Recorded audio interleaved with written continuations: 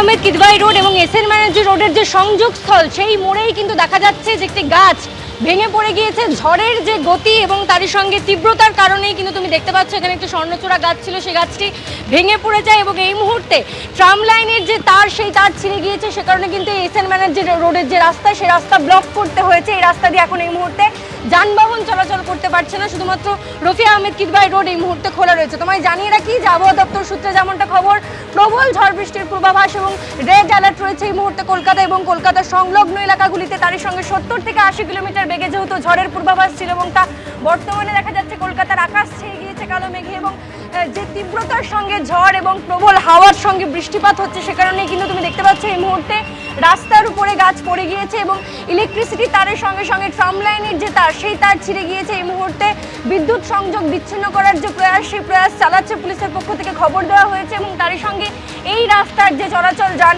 সেটাকেও কিন্তু নিয়ন্ত্রিত করা হয়েছে। কিছুক্ষণ আগে পর্যন্ত এই রাস্তা দিয়ে যান চলাচল সাময়িকভাবে বন্ধ রাখলেও এই মুহূর্তে দেখা যাচ্ছে যে যান চলাচল সম্পন্ন করা সম্ভব হচ্ছে। এবং অন্যদিকে যে গাছটি আমি একবার দেখাতে বলবো প্রতীককে ছবিটা, যে সম্পূর্ণ গাছটার একেবারে ওপর থেকে সেই গাছের অংশ ভেঙে নিচে পড়ে গিয়েছে। যদিও বা এই দুর্ঘটনায় কেউ ক্ষতিগ্রস্ত হননি, তবে রাস্তায় যান চলাচল কিছুক্ষণ বন্ধ রাখা হয়েছিল এবং তারই সঙ্গে যেহেতু ট্রাম লাইনে ইলেকট্রিসিটির তার ছিঁড়ে গিয়েছে সে কারণেই কিন্তু এই এলাকা দিয়ে এই মুহূর্তে কোনো মানুষকে যেতে দেওয়া হচ্ছে না এবং তারই সঙ্গে পুলিশ কিন্তু এই সম্পূর্ণ ব্যবস্থাটা যাতে ইলেকট্রিসিটি বন্ধ করা যায়, বিদ্যুৎ সংযোগ বন্ধ করা যায় সেই ব্যবস্থা সম্পন্ন করছে। আমি দেখাতে বলবো ছবিটা, যে ট্রাম লাইনের উপর কিভাবে গাছ পড়ে গিয়েছে। 70 থেকে 80 কিলোমিটার বেগে ঝড়, সেই ঝড়ের পূর্বাভাস দিয়েছিল আবহাওয়া দপ্তর এবং তারই সঙ্গে কলকাতা জুড়ে যেহেতু রেড অ্যালার্ট রয়েছে তুমি দেখতে পাচ্ছ এখানকার ছবিটা, যে গাছ পড়ে গিয়েছে এবং তার সঙ্গে কিন্তু পুলিশের পক্ষ থেকে একটি ব্যারিকেড দিয়ে দেওয়া হয়েছে যাতে এই রাস্তা দিয়ে কেউ চলাচল করতে না পারেন এবং যান চলাচল নিয়ন্ত্রিত করা হয়েছে।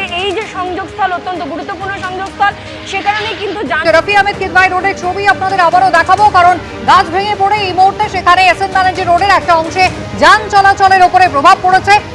ঐশী মুখোপাধ্যায় আমাদের প্রতিনিধি সরাসরি রয়েছেন। ঐশী, একবার আমাদের দেখাও এই মুহূর্তে ঠিক কি পরিস্থিতি রফি আহমেদ কিদওয়াই রোডে।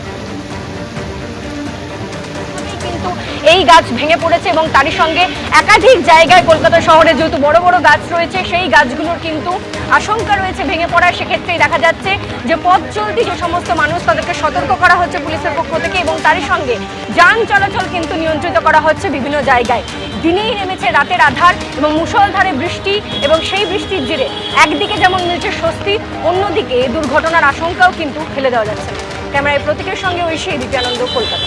আমাদের প্রতিনিধি ঐশী মুখোপাধ্যায় পাঠানো ছবি আপনারা দেখছেন, যেখানে একেবারে এসএন ব্যানার্জি রোডের একটি অংশ কিন্তু ব্লক হয়ে রয়েছে এই মুহূর্তে।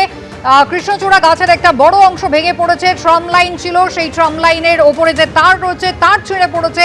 এই মুহূর্তে বিদ্যুৎ বিচ্ছিন্ন করার কাজ চলছে, যান নিয়ন্ত্রণ করা হচ্ছে এসএন ব্যানার্জি রোডের একটি অংশে। 70 থেকে 80 কিলোমিটার বেগে ঝোড়ো হাওয়া বইবে, আগেই কিন্তু আলিপুর আবহাওয়া দপ্তরের সতর্কবার্তা ছিল। দক্ষিণবঙ্গ জুড়ে প্রবল বৃষ্টি চলবে আপাতত কিছুক্ষণ, এমনটাই জানা যাচ্ছে।